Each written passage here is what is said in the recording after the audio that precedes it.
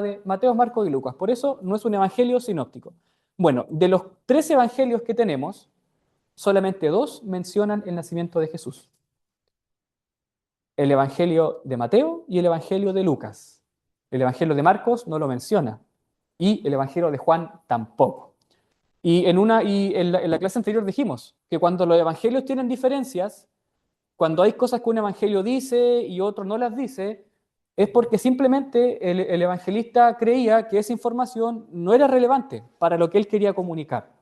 No es que no le importaba, pero para el propósito que tenía su evangelio, no era relevante hablar del nacimiento de Jesús, sino que le hablaba de otros temas también. Pero de estos 4 evangelios, solamente 2 hablan del nacimiento. Mateo capítulo 1 y capítulo 2, y Lucas también, capítulo 1 y capítulo 2. Cuando nos acercamos a la historia del nacimiento de Jesús, el evangelio de Mateo y de Lucas se dividen en 2 partes. Una cosa es el anuncio de que Jesús va a nacer y que se encuentra en Mateo capítulo 1, desde el verso 18 en adelante, y su paralelo en Lucas capítulo 1, versículo 36 en adelante. Una cosa es el anuncio, donde a una persona se le comunica algo, donde se le dice que va a pasar cualquier cosa, es un anuncio. Pero después tenemos el relato del nacimiento, donde el anuncio se hace realidad, donde se cumple. Y este anuncio se encuentra, la historia del nacimiento está en Mateo capítulo 2, los primeros 12 versículos, y Lucas capítulo 2, los primeros 20 versículos. Es como súper relacionado, o sea, el capítulo 1 de Mateo y de Lucas hablan del anuncio, y el capítulo 2 de Mateo y Lucas hablan del nacimiento. Por lo tanto, es como fácil que lo podamos entender. Tanto en Lucas como en Mateo, el capítulo 1 anuncia que Jesús va a nacer. Y de los 2 evangelios, el capítulo 2 muestra cómo ocurrió este nacimiento. Bueno, de los relatos del nacimiento, nosotros podemos decir varias cosas. Cuando nosotros queremos comprender quién es Jesús, qué vino a hacer al mundo, cómo se llamaba, siempre recurrimos al Sermón del Monte, a las parábolas, ¿cierto? A su muerte, a algunos dichos que Jesús dice cuando él ya es un adulto, y pocas veces nos vamos al nacimiento de Jesús. Y es normal que eso ocurra, pero, claro, lamentablemente para Navidad nos enfocamos de que Jesús nació, pero los primeros cristianos, cuando querían contarle a la gente quién era Jesús, qué vino a hacer al mundo, claro, ellos partían por la muerte, por la resurrección, pero también partían por el nacimiento. El Evangelio de Mateo y de Lucas son evangelios que se escriben con cierto conocimiento de lo que era una biografía antigua. Y en el contexto de Jesús, en el tiempo antiguo, una biografía antigua tenía que mencionar el lugar donde nació una persona, el lugar donde se educó esa persona, tenía que nombrar la ciudad, si tenía fama o no, tenía que mencionar también alguna información, por ejemplo, de algún gobernante, tenía que mencionar la relación que tenía esa persona con sus padres, con su madre, y los evangelios de Lucas y Mateo comienzan así. Ellos nos hablan de Jesús, la persona importante. Nos dicen dónde nació, nos dicen que tuvo padres, nos dicen quién estaba reinando cuando Jesús nació. Por lo tanto, lo que quieren comunicar Mateo y Lucas es una información histórica, no algo que se inventó como una fábula o como un mito, sino que quieren dar sentido de que esto pasó así, porque ocurrió en esta localidad, con estas personas, bajo el reinado de este personaje. Por lo tanto, ellos quieren dar una información que es cierta. Los anuncios del nacimiento de Jesús son súper importantes, porque ellos nos enseñan quién es Jesús. O sea, yo puedo ir al relato de Lucas 1, Mateo 1, sin leer la muerte de Jesús, su resurrección, el bautismo, sin leer el Sermón del Monte, y ya voy a saber quién es Jesús. Simplemente leyendo Mateo 1 y Lucas 1. Los anuncios del nacimiento de Jesús, que como dijimos se encuentran en Mateo y en Lucas, no solamente son un aviso. Cuando leemos la historia del anunciamiento, no solamente a María se le dice va a estar embarazada y a José se le dice no repudies a María porque está embarazada del Hijo de Dios. No es simplemente algo que da información, un anuncio, va más allá. Los relatos del nacimiento y de la anunciación nos dicen quién es Jesús, ya desde que Él es un bebé, ya desde que Él está dentro del vientre de María, los evangelios nos dicen quién es Jesús, nos muestran su identidad y qué misión va a cumplir acá en el mundo. Por lo tanto, tanto el Evangelio de Mateo como el de Lucas, en los relatos del nacimiento y de la anunciación, que veremos luego, nos informan que Jesús no es un niño común y corriente, sino que el niño que está en el vientre de María es un niño especial, que es elegido por Dios, que tiene una misión de parte de Dios y que ha sido llamado por Dios. Acá. Por ejemplo, nosotros podemos tomar nuestra Biblia, nuestro Nuevo Testamento, y podemos ir al Evangelio de Mateo capítulo 1. Vamos al Evangelio de Mateo capítulo 1 y desde el versículo 18 se nos dice lo siguiente. Así fue como ocurrió el nacimiento de Jesús el Cristo. O sea, ya al instante se nos dice, Jesús todavía no muere, aún no resucita, pero ya se nos dice que Él es el Cristo, Él es enviado de Dios. Dice, María, la mamá de Jesús, estaba comprometida para casarse con José. Antes de que ocurriera la boda, María descubrió que estaba embarazada por el poder del Espíritu Santo. José, su futuro esposo, era un hombre justo y recto y no quería que ella fuera avergonzada en público. Así que hizo un plan secreto para romper el compromiso con María. Pero mientras José pensaba esto, un ángel del Señor se le acercó con un sueño y le dijo, José, hijo de David, no tengas miedo en casarte con María, porque el hijo que ella está esperando viene por obra del Espíritu Santo. María va a tener un hijo y tú le vas a poner por nombre Jesús, porque él salvará a su pueblo de sus pecados. ¿Se dan cuenta? Aquí se nos dice quién es Jesús, sin recurrir a la historia del bautismo, del nacimiento, o sea, de la resurrección, ni de su muerte. La anunciación tiene ese propósito, que uno pueda tomar el Evangelio desde el primer capítulo y ya saber quién es Jesús y qué va a venir a hacer.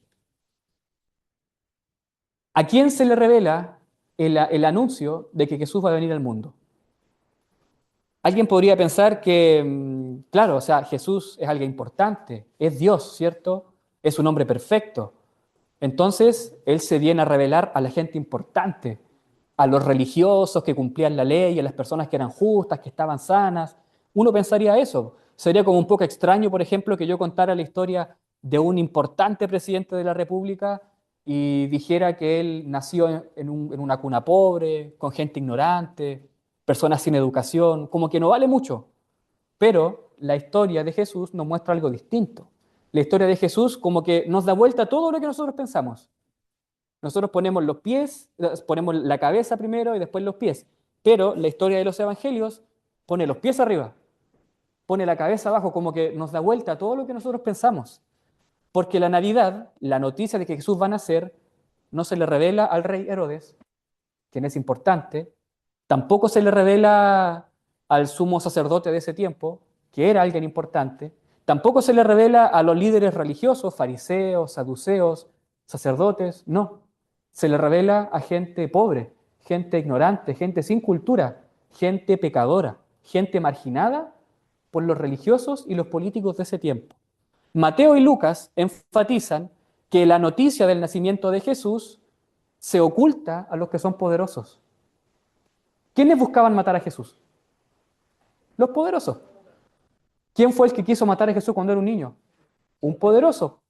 ¿Quiénes estaban inventando cosas falsas para llevarlo a la muerte? Los poderosos. En cambio, uno se da cuenta que en el Evangelio a Jesús lo recibe la gente humilde, la gente enferma, la gente pecadora.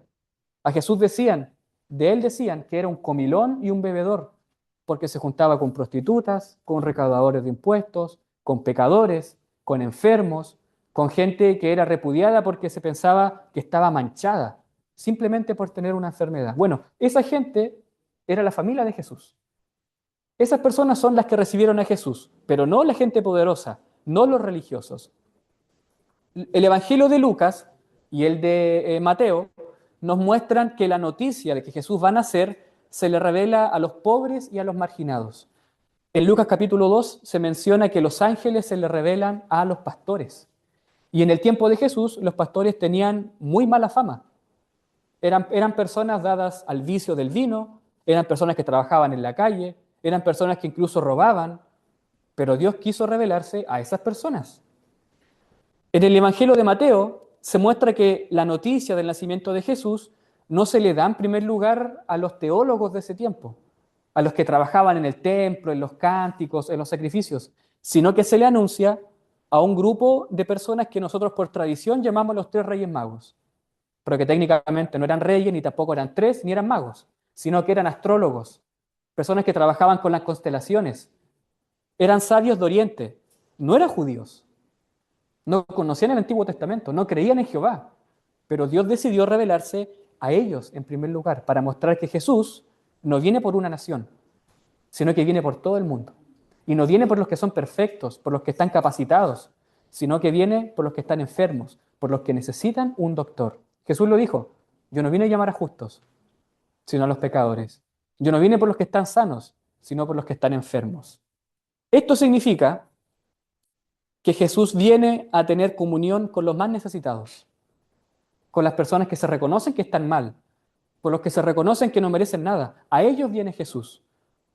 En los evangelios son justamente los religiosos y los políticos, o sea, la gente importante, la gente de renombre, los que finalmente se oponen a Jesús. Ellos son los que lo llevan a la muerte. En cambio, los pecadores, los marginados, la gente mala, es la que acepta a Jesús. Jesús va a comer con ellos. Jesús come pan con ellos, toma vino con ellos. Jesús hace fiesta con estas personas y no con los poderosos. ¿Se dan cuenta que como que nos da vuelta a todo lo que nosotros pensamos? Y Jesucristo siempre hizo eso. Jesús siempre dio vuelta a lo que uno piensa. Hoy en día nosotros podemos armar una fiesta, no sé, una reunión familiar, una junta, y decimos, vamos a invitar a la gente importante, para que después cuando ellos hagan otra junta, me inviten a mí y me devuelvan la mano. Pero Jesús dijo, cuando hagan una fiesta, inviten a la gente pobre. Inviten a la gente que no les va a poder devolver la mano. Préstenle cosas a la gente que no se los va a devolver. Presten dinero, pero no pidan intereses. Júntense con personas que a lo mejor no les van a devolver la mano, pero háganle el bien a los que lo necesitan. Eso es lo que enseñó Jesús. Los relatos del nacimiento de Jesús, tanto en Mateo capítulo 1 como en Lucas capítulo 2, Lucas capítulo 3, presentan la genealogía de Jesús. La genealogía es como un registro de los antepasados. Y en el tiempo de Jesús, la genealogía era súper importante, porque mostraba de dónde venía una persona. Yo podría ir a cualquier parte de Palestina y sentarme en una casa, la gente me recibe y yo les digo, yo soy Nicolás, hijo de tal, nieto de tal, bisnieto de tal, y ellos van a decir, ah, sí, tú eres mi familiar. Por lo tanto, la gente se reconocía de esa manera. Iba a una casa, recitaba su genealogía y sabían que estaban con un pariente. Porque la genealogía hacía que una persona reconociera de dónde venía, si su familia era importante o no, si sus abuelos eran de renombre. Entonces, si a mi casa llegaba alguien que tenía mis mismos parientes, yo me comprometía con aceptar a esa persona, con honrarla, porque era de mi propia familia. Entonces, los evangelistas, Mateo y Lucas, tienen la genealogía de Jesús para demostrar que Él es el Hijo de Dios, para demostrar que Él es descendiente de Abraham y descendiente del rey David. Por lo tanto, Él es el Mesías, Él es el Rey que viene enviado por Dios. La genealogía de Jesús, en el tiempo de Jesús, o sea, en el tiempo de Jesús, cuando alguien escribía una genealogía, solamente mencionaba a personajes hombres y a personajes que eran importantes, que tenían renombre. Pero la genealogía de Jesús en Lucas y en Mateo menciona mujeres. Y ese es un dato único. Es un dato único. En el tiempo de Jesús las mujeres técnicamente eran desvaloradas. El testimonio que ellas daban no tenía valor. ¿Por qué creen ustedes que cuando las mujeres van a avisarle a los discípulos que Jesús resucita, no le creen? Porque culturalmente hablando, el testimonio de una mujer no tenía validez. Era el testimonio de los hombres, no el de las mujeres. Pero Lucas y Mateo nos muestran que Dios tiene abuelas y que esas abuelas fueron mujeres malas, fueron prostitutas, fueron mentirosas, fueron mujeres que engañaron a su esposo, fueron personas que adoraban a otros dioses. Esas son las abuelas de Dios. Esas son las abuelas de Jesús, porque Jesús es Dios. La genealogía de Jesús nos muestra algo muy importante, que Dios elige a quien quiere y que Dios obra con la persona que a Él le place, independientemente si es buena o si es mala, si es de Israel o si viene de otra parte del mundo, incluso si es creyente o no. El relato de la genealogía, en Mateo principalmente, nos muestra a 4 mujeres. Y alguno podría pensar, wow, o sea, ellas son las abuelas de Jesús. Entonces son gente santa, piadosa, que tenía un buen testimonio, que venía de una línea familiar, no sé, justa, que trabajaba en el templo, que eran mujeres reconocidas por su sociedad. Pero uno se pone a leer a estas personas y uno se da cuenta que eran mujeres que la sociedad despreciaba. Por ejemplo, veamos una de las abuelas que tenía Jesús, Tamar, aparece en Mateo 1:3. Y según el relato de Génesis 38, ella engañó a su suegro y se acostó con una persona sin tener que hacerlo. Se vistió como una prostituta, engañó a un hombre y se acostó con ella. Eso está mal. En el tiempo del Antiguo Testamento estaba mal, pero Mateo dice que ella era una abuela de Jesús. Rahab o Rahab aparece en Mateo 1:5 y según el relato de Josué capítulo 2, ella era una prostituta que vivía en Jericó. Y que ella, siendo una mujer prostituta, siendo una mujer desvalorada socialmente hablando, con un mal prestigio, ella fue la que recibió a los hebreos para que entraran en la tierra prometida. Y después, con el paso del tiempo, se convirtió al pueblo de Israel. Bueno, esa mujer, una prostituta pagana que adoraba a otros dioses, es también abuela de Jesús. En el libro de Ruth aparece esta mujer, ¿cierto? Ruth, Noemí, toda esta historia. Ruth aparece mencionada en Mateo 1:5 y según el libro de Ruth, no era judía. Por lo tanto, para los judíos, ella no tenía que tener ningún valor, porque no pertenecía al pueblo elegido. Pero esa mujer que no era judía, que era pagana, que era moabita, es una abuela de Jesús. Finalmente tenemos a una mujer súper interesante. En Mateo 1:6 no se menciona por su nombre, pero se dice que ella fue la madre de Salomón. Y la madre de Salomón fue Betsabé. Y yo creo que todos sabemos un poquito la historia de Betsabé. El rey David se acuesta con Betsabé, tienen relaciones, pero Betsabé tiene su pareja. Y después se confabula que maten a la pareja de Betsabé. No es una mujer ejemplar. No es una mujer de la que uno diga, yo quiero ser como ella. Siempre nos enfocamos en el pecado del rey David, ¿cierto? Pero esta mujer también tuvo responsabilidad. Ella engañó a Urías, su esposo, y finalmente se acostó con el rey David. Engañó a su esposo y su esposo fue asesinado directamente por el rey David. Bueno, el rey David termina siendo abuelo de Jesús, un asesino. Betsabé aparece en Mateo 1:6 y según el relato de 2 de Samuel, capítulo 11 y 12, se nos muestra que ella se acostó indebidamente con David y concibió un hijo, que fue Salomón. Y Salomón está dentro de los antepasados de David. ¿Qué podemos entender de esta historia? Podemos entender lo que digo acá, que Jesús obra de la manera que uno menos piensa. Si a lo mejor yo hubiese sido un evangelista, a mí me hubiera encantado poner a grandes personas en la biografía de Jesús. Mujeres ancianas que tuvieron muchos hijos, que fueron piadosas, de buen testimonio, pero los evangelistas no querían maquillar la historia. Ellos querían contar las cosas tal como son. ¿Le gusta a la gente o no? Y ellos, cuando anunciaban esta historia, decían, sí, Jesús es hijo de Abraham, es hijo de Salomón, el hombre más sabio, es hijo del rey David, un hombre que tenía el corazón de Dios. Sí, pero también era nieto de 2 prostitutas. También era nieto de una mujer que no era judía, sin valor. También era nieto de una mujer que era pagana. Esas son las abuelas de Jesús.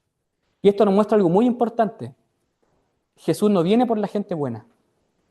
Él no quiere usar a la gente buena. Él viene por la gente que realmente lo necesita. Y una persona buena no necesita nada. Pero la gente que sabe que está vacía, la gente que reconoce su pecado, la gente que reconoce humildemente que está falto ante Dios, a esas personas viene Jesús. A esas personas Él va a usar en la historia. Y esas 4 mujeres aparecen como abuelas de Jesús de Nazaret. Es importante este relato porque los evangelios le dan bastante realza a las mujeres. Alguien dice el cristianismo como que intenta esclavizar a la mujer, pero es porque no leen los evangelios. ¿Quiénes fueron las primeras predicadoras que aparecen en los evangelios? No fueron los apóstoles, fueron mujeres. Cuando Jesús estaba recién nacido, hubo una mujer que aparece en Lucas 2 que esperaba que Jesús naciera, era una anciana, no me acuerdo bien el nombre ahora. Y esa mujer comenzó a anunciar que venía el Hijo de Dios. Cuando Jesús se encuentra con la mujer samaritana en el pozo, esa mujer comienza a predicar que Jesús era el profeta. ¿Se dan cuenta? Cuando Jesús se encuentra con María Magdalena en la resurrección, le dice, anda y dile a Pedro y a Juan que estoy vivo. O sea, Jesús manda a las mujeres. Las mujeres son las primeras en acompañar a Jesús. Son las primeras que aparecen en su historia y son las últimas que lo acompañan cuando Él está clavado en la cruz. Los hombres no están. Los hombres fueron cobardes, huyeron, volvieron a su vida pasada, pero las mujeres estaban con Él. Las mujeres estuvieron junto con Jesús. ¿Por qué? Porque Jesús nos viene a enseñar que ya no vale la diferencia entre hombre y mujer. Ya no vale. No es que ahora la mujer no tenga identidad, no es que el hombre no tenga identidad. Esa barrera que nosotros ponemos, donde a lo mejor antiguamente se sentaba la mujer acá y el hombre acá, Jesús no la valora. Esa respuesta donde la mujer tiene que estar aquí solamente y el hombre acá, a Jesús no le importa. Pablo lo dejó muy claro. Ya no importa si uno es hombre o mujer, esclavo ni libre, sabio o ignorante, judío o pagano, lo que importa es que uno es una nueva creación. Esas barreras que nosotros ponemos de cultura, de que la mujer no puede porque es mujer y de que el hombre sí puede porque es hombre, Jesús las destruye. Y las destruye así, permitiendo que sus abuelas sean mujeres y que no sean mujeres buenas, sino mujeres de un mal testimonio. ¿Quién es Jesús? Voy a ver acá el tiempo. Los relatos del nacimiento de Jesús, como dije al inicio, nos muestran quién es Él. No nos quieren decir simplemente que Jesús nació en un pesebre y todo eso. Nos quieren informar su identidad.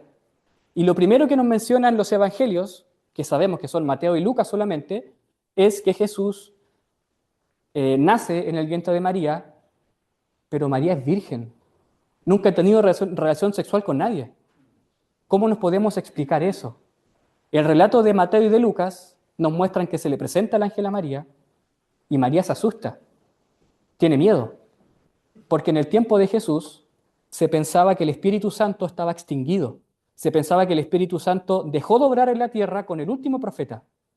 Entonces las mujeres estaban expectantes, ¿cuándo va a venir el Espíritu Santo? Y resulta que ahora Jesús va a venir por medio de María. Hay historiadores antiguos que mencionan que muchas mujeres del tiempo de Jesús le ponían, esperaban que ellas pudieran ser la madre del libertador. Pero María salió favorecida. No una mujer del templo, no una mujer con un gran apellido, sino una mujer humilde y pobre.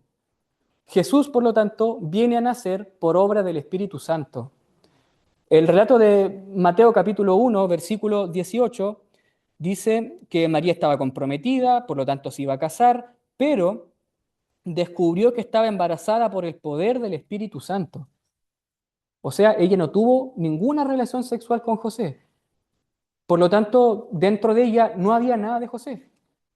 Ese hijo de Dios que nació en ella como un embrión, como un espermatozoide, no vino por parte de José, no vino por el poder de José, vino por obra del Espíritu Santo.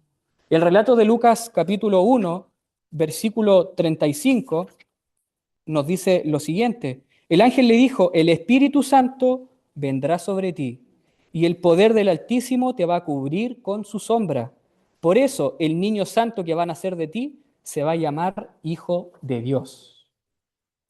Si Jesús hubiese nacido por el poder de María y el poder de José, que ambos se juntaron en la noche, Jesús no sería Hijo de Dios. Pero Él nació como Hijo de Dios porque vino del Espíritu Santo.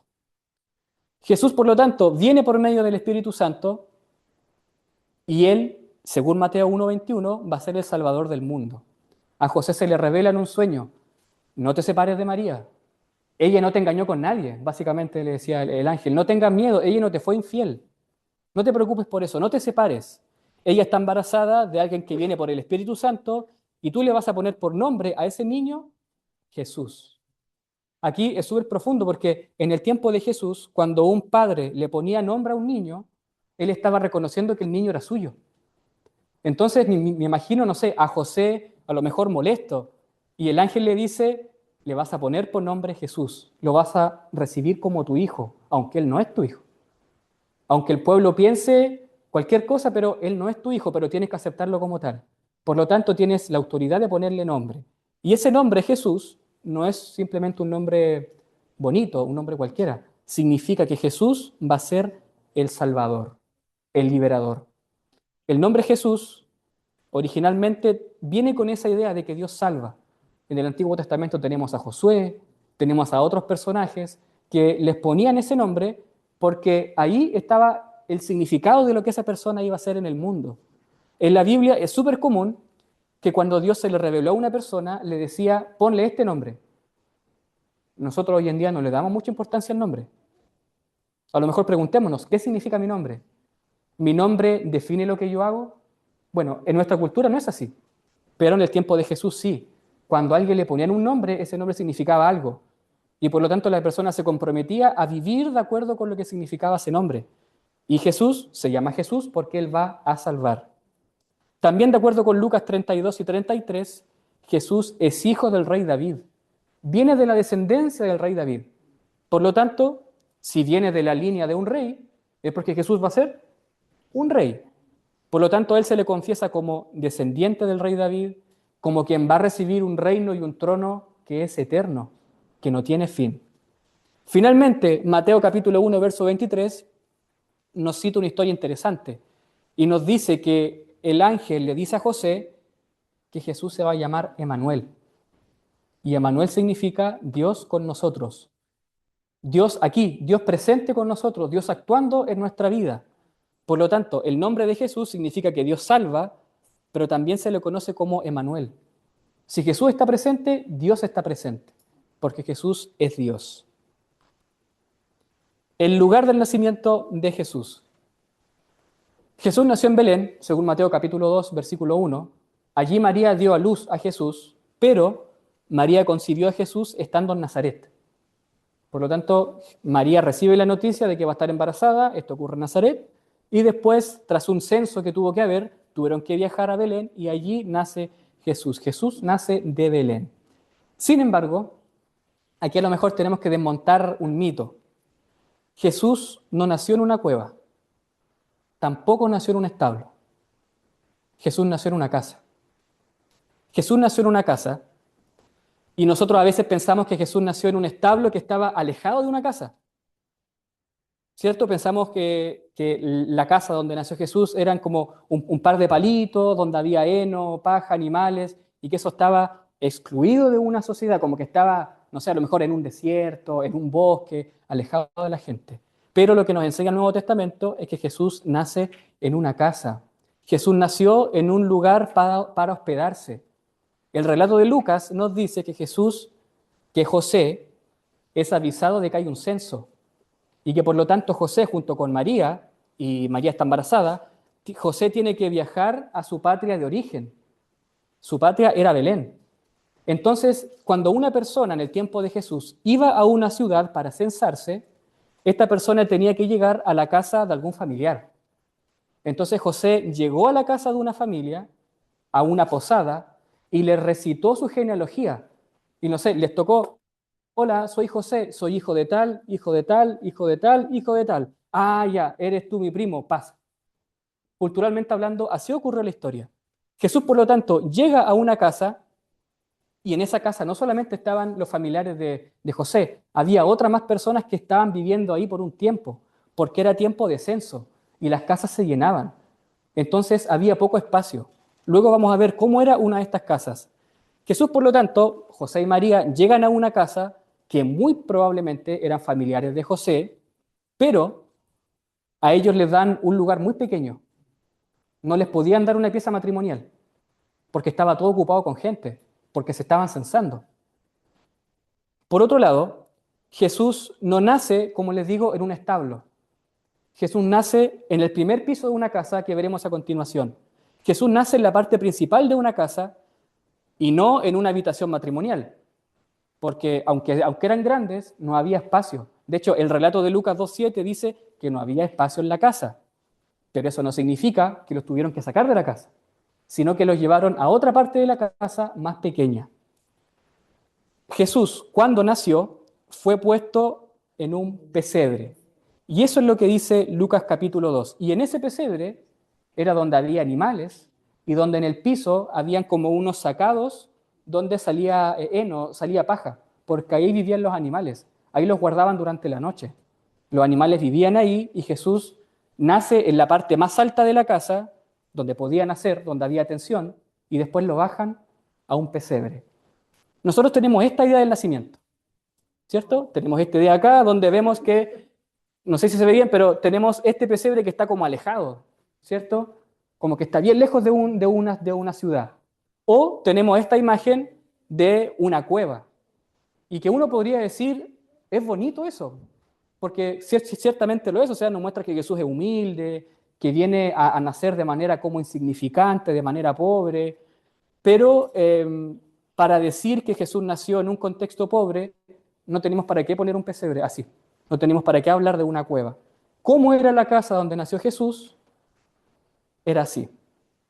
Esta es la típica casa que había en Palestina en el siglo I. La descripción aquí está en inglés, pero nos muestra que la casa estaba dividida en dos partes y la gente no vivía en el primer piso. ¿Se puede hacer zoom?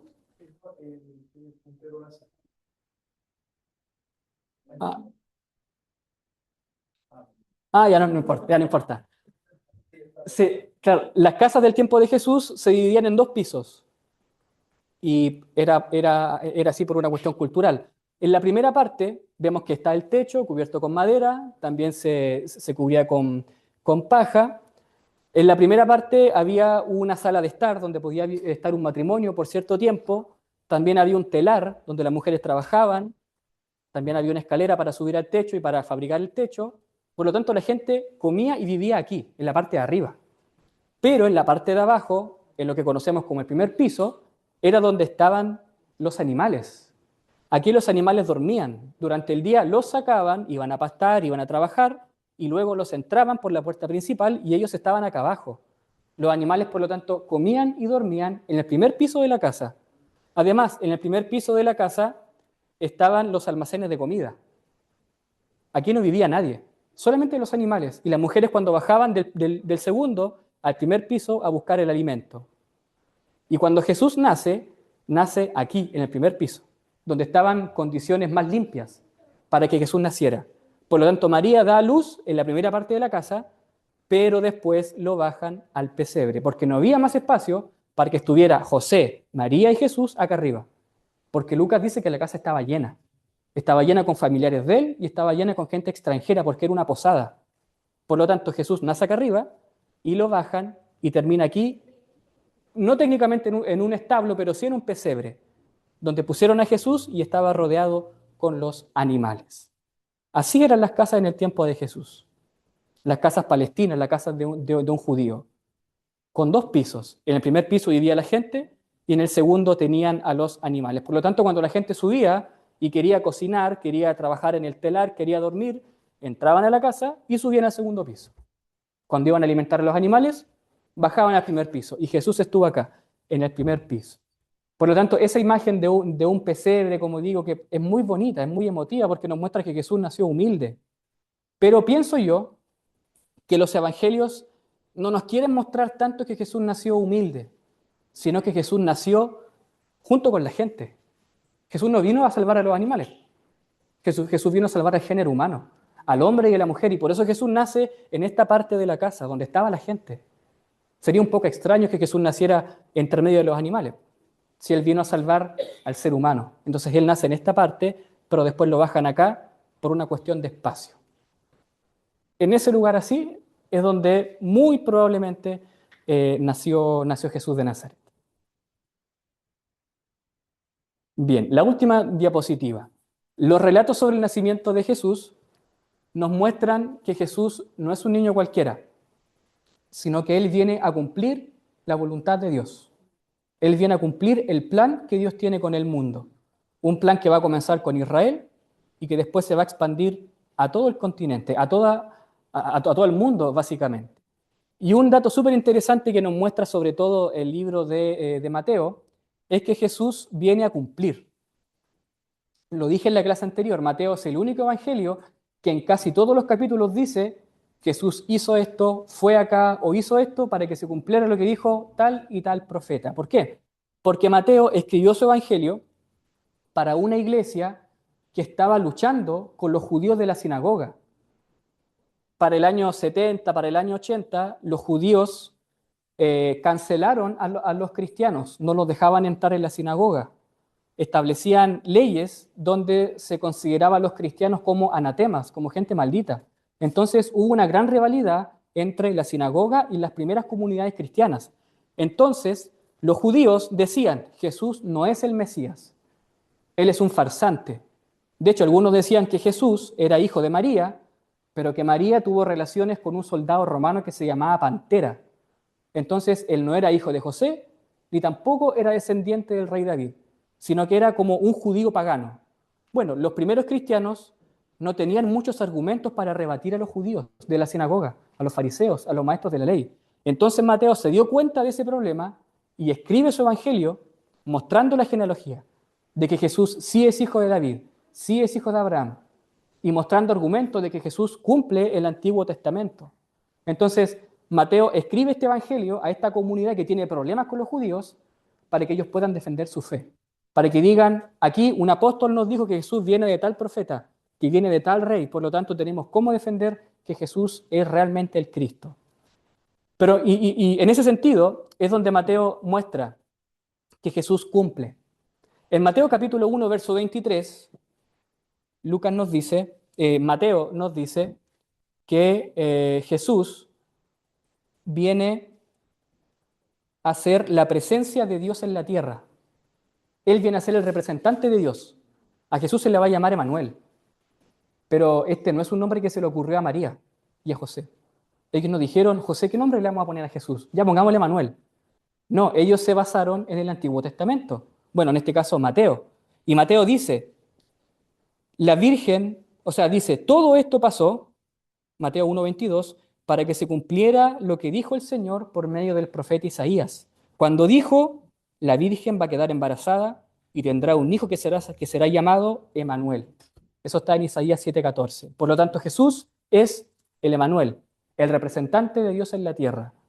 También, según Mateo 1:22 y 23, Jesús es hijo de una mujer virgen que también es joven. El relato de Mateo 1:22 y 23 nos dice, claro, todo pasó para que se cumpliera lo que dijo el profeta, la virgen quedará embarazada y tendrá un hijo. Isaías escribió esto, que una mujer joven va a tener un hijo. Pero Mateo también añadió que esa mujer joven iba a ser virgen. Es por eso que Jesús nace de una mujer joven, que a lo mejor tenía unos 14 años, y una mujer que también es joven y virgen. Que algún día ellas pudieran dar a luz al Mesías, al Salvador. Y Dios elige a María. Por eso que en el Evangelio de Lucas María hace un cántico y dice, alabo al Señor porque eligió a esta sierva pobre, porque la engrandeció, me van a llamar bendita eres entre todas las mujeres, en todas las generaciones, ¿cierto? Ese no es un cántico católico, eso está en el Evangelio de Lucas. Bendito el fruto de tu vientre, será llamada bendita por todas las generaciones, está en Lucas. También Jesús va a ser descendiente del rey David. Lucas capítulo 1, versículos 32 y 33 nos dice lo siguiente. Tu hijo será llamado un gran hombre, será llamado Hijo del Altísimo. Será rey, como su antepasado David. Él va a reinar por siempre sobre todo el pueblo de Jacob. Su reinado no tendrá fin. Entonces Jesús es rey. En él se cumplen las promesas del Antiguo Testamento, donde se anunciaba que en el futuro iba a venir un rey. Ese rey es Jesús. También Jesús nace en Belén, y eso también estaba en la profecía. Mateo capítulo 2, versículos 5 y 6, dice que la familia de José y María llegó a Belén y que Jesús nació en Belén porque eso fue lo que dijo el profeta. ¿Qué profeta? Miqueas capítulo 5, verso 2. Y tú, Belén, de la tierra de Judá, eres importante porque de ti va a salir un gobernante que va a ser un pastor para el pueblo de Israel. O sea, Jesús nace en Belén porque la profecía también lo anunciaba. Jesús tuvo que huir a Egipto porque lo querían matar. Y aún esa huida a Egipto ya estaba profetizada en el Antiguo Testamento. Mateo capítulo 2, versículo 14 al 15, nos dicen lo siguiente. Levántate, le dice el ángel a José, y huye a Egipto con tu niño y su mamá. Quédate allá hasta que yo te diga, porque el rey Herodes quiere buscar al niño para matarlo. Entonces aquí Mateo dice lo siguiente. esto ocurrió para que se cumpliera lo que dijo el profeta Oseas, capítulo 11, verso 1. El profeta dijo, de Egipto llamé a mi hijo. Eso ya estaba dicho en el profeta Oseas, y Mateo dice que se cumplió en Jesús. Finalmente, Jesús vivió en Nazaret, en el pueblo de Nazaret, y eso también tiene que ver con el cumplimiento de la profecía. Mateo capítulo 2, versículo 22 y 23. Dice lo siguiente, que entonces José fue advertido por un sueño y se fue a Galilea y se fue a vivir al pueblo de Nazaret. Dice Mateo, esto ocurrió para que se cumpliera lo que dijo el profeta, de que el Mesías sería llamado Nazareno. No hay ningún versículo que textualmente lo diga, pero probablemente se refiera a Isaías capítulo 40, verso 3, o a otro pasaje, pero se muestra que un Salvador futuro iba a nacer en la localidad de Nazaret. ¿Qué pasa después del nacimiento de Jesús? Pasa su bautismo, pasa su tentación. Y los evangelios solamente llegan hasta acá. Mencionan que Jesús va al templo, que conversa con los teólogos de ese tiempo, con los sacerdotes, pero no nos mencionan qué hizo Jesús cuando era niño. No se interesan por eso. Los estudiosos hablan de los años ocultos de la vida de Jesús, porque terminan con esto y después nos muestran que Jesús tiene como 30 años, 28, 30 años. ¿Qué pasó durante ese tiempo? No se sabe. Y por eso muchos cristianos, después de que se escribieran los evangelios, escribieron sus propios evangelios, donde decían, ¿qué hizo Jesús cuando era niño? Y ese Jesús no es el Jesús original. Es un Jesús que se la pasa haciendo milagros, que pasa a golpear a un niño, el niño muere y Jesús lo resucita, que tira pan para el cielo que se convierte en paloma. Son cosas mágicas, pero en alguna manera intentan salvar esa distancia en la que terminan los evangelios, un Jesús niño, y después mostrándonos un Jesús adulto. Pero técnicamente no podemos saber absolutamente nada de cómo era Jesús mientras era un joven o un adolescente. Lo que sí sabemos es que era carpintero, es que su padre le enseñó este arte de trabajar con la madera. ¿Quién sabe si a lo mejor Jesús hizo su propia cruz? ¿Quién sabe si a lo mejor él hizo una puerta para una persona importante? ¿O hizo una silla en la que se iba a sentar Caifás, el que lo termina acusando? Son cosas que uno piensa, pero Jesús trabajó junto con su padre en el tema de la madera. Y así se le reconoció también, hijo del carpintero. La gente lo decía con una mala intención, o sea, tú no eres Mesías, tu papá es un carpintero cualquiera. A tu papá lo conocen porque hace mesas, tú no puedes ser el Salvador de Israel. Jesús también tuvo hermanos. La Biblia no menciona todos los que eran, pero probablemente tuvo 2 hermanas, 3 hermanos que sí aparecen en el Evangelio. Y es interesante esto. Los hermanos de Jesús, uno podría pensar, vivieron con Jesús, se relacionaron con él, a lo mejor sabían que él era el Hijo de Dios, el Mesías. Pero según el Evangelio de Marcos, en un momento María y sus hermanos buscan a Jesús y lo están buscando porque piensan que está loco. O sea, su propia familia no lo reconocía. Después, cuando Jesús va a una ciudad a predicar, la gente lo rechaza y dice, ningún profeta es aceptado en su propia tierra. Pero la gente pecadora, la gente pagana, sí lo reconocía como el Hijo de Dios. Bien, de esta manera es como nosotros terminamos esta clase, terminando con esta historia donde Jesús nace en Belén, donde Él viene a cumplir la Escritura, pero esa no es toda la historia. Jesús se va a bautizar. Y aquí surgen muchas preguntas. ¿Por qué se bautiza Jesús? ¿Quién era Juan el Bautista? ¿Qué predicaba Juan el Bautista? ¿Qué significaba su ministerio? Y después la tentación. ¿Por qué Jesús va al desierto? ¿Qué significan estas tentaciones? Bueno, todo eso lo vamos a estar viendo en la clase número 3. Sí, en la clase número 3 del próximo lunes.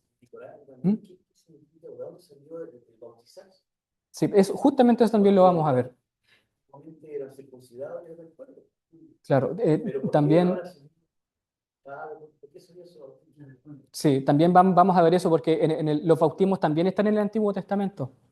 Y muchos movimientos que hubieron en el Antiguo Testamento eran movimientos que a ver, había muchos judíos del tiempo del Antiguo Testamento que pensaban que Israel estaba corrompido, porque estaba con política, con una religión que esclavizaba a la gente. Entonces muchos grupos se alejaron del templo y fueron a vivir al desierto. Los esenios, por ejemplo, que se les llamaba así, o otros grupos también, y eran grupos que practicaban el bautismo, donde intentaban limpiar a la gente de su pecado para que esperaran el día del juicio final. Pero ¿por qué le dan agua? ¿Por qué? Sí, porque, claro, porque en el Antiguo Testamento, sobre todo el profeta Ezequiel y Jeremías, hablaban de que en el futuro Dios iba a limpiar a Israel con agua y que lo iba a lavar y que iba a quedar limpio. Entonces, estos grupos, como pensaban que el fin del mundo iba a ser mañana, bautizaban a la gente y lo rociaban con agua. Y Juan el Bautista hizo exactamente lo mismo. Él también bautizaba con agua porque él sabía lo que significaba eso. De hecho, Tito 3 también dice que fuimos regenerados cuando fuimos lavados en el bautismo, porque está hablando de que el agua tiene ese significado, de que el agua apunta a que Dios hace una limpieza. Entonces, por eso que muchos grupos, pero lo vamos a ver en la otra clase igual, también mostraban que mojarse era como morir y después volver a una vida nueva, y uno tenía que prepararse porque el día del juicio final iba a venir en cualquier minuto. Y esa expectativa tenía Juan el Bautista. Y Juan el Bautista fue maestro de Jesús. Lo vamos a ver también. Jesús fue discípulo de Juan el Bautista. Jesús bautizaba a la gente junto con Juan el Bautista, pero llegó un minuto donde Jesús decide romper la comunión con su primo, con su maestro, y comienza una misión en la ciudad, no en el desierto. Bueno, todos estos temas los vamos a estar viendo ya en la próxima clase. No sé si hay alguna pregunta, algún comentario. No el trayecto solamente cuando llegaron a el mago del templo, o sea, Claro, tuvo que haber pasado algunos meses, algunas semanas. Claro, los sabios de Oriente, sí. Tengo entendido que es como desde el siglo IV, de los años 400 más o menos, que se hablaba de esta tradición, de que habían tres reyes magos, que eran astrólogos, que miraban las estrellas y que dijeron, que hay una estrella importante, entonces aquí van a ser alguien. ¿Por qué? Porque en el tiempo de Jesús se pensaba que cuando aparecía un cometa o una estrella, eso tenía un impacto en la Tierra. Entonces la gente veía a lo mejor un eclipse, ya, eso impacta la Tierra. O sea que van a ser un dios o van a ser un rey. Entonces estos personajes vieron ese cometa y que no se sabe cuándo fue ni cómo, pero llegaron a ese lugar y se le aparecen los ángeles, según lo que es el Evangelio. Y les dicen, sí, aquí van a ser alguien. Y esa estrella apunta de que está en Belén y que es el Salvador del mundo, es el Hijo de Dios. después de tiempo, sí. Claro, aunque los evangelios no lo dicen, pero da, como dice el hermano, da para pensar que tuvieron que pasar algunas semanas para que esto ocurriera. Más vinculado acerca de los sabios que podrían haber sido de la escuela de Daniel en el tiempo que se haya Ese conocimiento. ese conocimiento se haya ido Claro, avanzando desde la escuela de Daniel. claro. Es interesante eso porque en el tiempo de la cultura del Antiguo Testamento la gente creía en eso. Además que en el libro de Números, capítulo 23, si no me equivoco, Balaam dice que en el futuro van a ser un Salvador y que él va a tener una estrella. Y a lo mejor muchos cristianos pensaban que esa estrella que apareció era la que apuntaba a Jesús. Balaam dijo, lo veo, pero todavía no, lo miro, pero no de cerca, pero van a ser una estrella, va a tener un Salvador. Y a lo mejor los primeros cristianos relataron esa historia para mostrar que Jesús era esa estrella, era ese Salvador que iba a venir al mundo. Digo, igual los presentes que trajeron estos Mm, sabios también tienen todo un simbolismo con respecto al ministerio que iba a desarrollar Jesús, el oro, mm. el incienso y la mirra. Sí, es súper interesante eso. El oro tiene que ver con la realeza. El oro no se le daba a cualquiera. Entonces ya estaban reconociendo que Jesús no era un niño común y corriente, pero la mirra era algo amargo y significaba ya un poco de sufrimiento, a lo mejor apuntando a que Jesús iban a tener que sepultarlo. Bueno, Incienso que representa el sacerdocio. también entonces se muestra que Jesús es sacerdote, ¿cierto? Que es rey. Y hay una historia interesante que está en Lucas también, donde aparece Simeón. Y Simeón se encuentra con María. Simeón toma a Jesús en sus brazos y le dice, ahora puedo morir en paz, porque he visto la salvación de Dios. Pero ese mismo Simeón habla con María y le dice, eres una mujer grande, de ti viene el Hijo de Dios, ese niño va a venir a revelar los secretos, pero te va a partir el alma. Una espada va a partir tu corazón. Apuntaba a que ese niño iba a morir y que María iba a sufrir, de que su corazón iba a ser partido porque iba a ver cómo Jesús iba a morir finalmente. Entonces, son hartos los temas que tienen que ver con el nacimiento de Jesús, pero al menos acá podemos ver como lo principal, como lo mínimo. No sé si hay un comentario más. No es coincidencia todo, sino que estaba Todo está. organizado. Hay alguien de atrás que Claro, hizo todo. Sí. a lo mejor no se acordaba que era Mm. Egipto, pero sí, pero antes de Egipto, una tradición. Sí, por eso los relatos siempre le dan harto énfasis a los sueños. En Lucas y en Mateo, un sueño para José, otro sueño para María, otro sueño para los Reyes Magos. Siempre enfatizan eso de que no fue un nacimiento común y cualquiera. Hubo una intervención de los ángeles, hubo una intervención sobrenatural para que Jesús pudiera venir al mundo. Mm,